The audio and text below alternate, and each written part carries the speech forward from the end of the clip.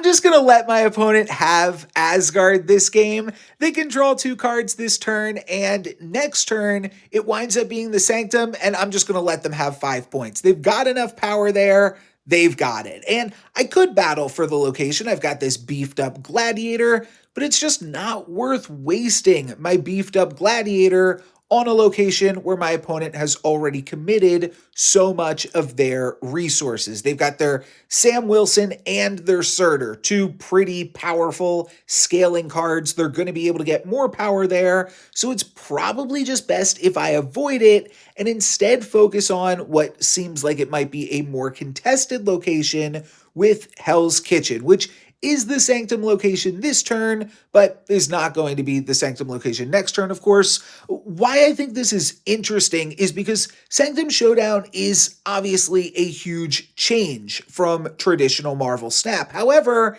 it's still kind of Marvel Snap, and in Marvel Snap, you only have to win 2 locations to win a game.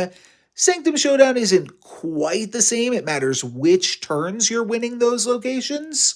But still, you don't have to battle for all 3 locations and avoiding one location completely. I mean, my opponent is not playing for Krakoa this game at all, which actually just makes it even more important that I kind of take the same strategy and focus my resources on, well, the contested location here, Hell's Kitchen. Now, if Krakoa winds up being the Sanctum this next turn, I will just win. And if Hell's Kitchen winds up being the Sanctum, I'm at least staying competitive. I'm currently 1 point behind, and we'll be able to battle against whatever their final turn play is. I actually, with this Stegron draw, would have been able to win in either location, but obviously because Krakoa is the Sanctum, I'll just be able to win there regardless. But I could have played Stegron, and as long as I didn't knock out the Zabu, I would have won. But that's not the important part. The important part here is just the fundamentals. And I know I've belabored this point a lot recently, but thought this was an interesting take on it.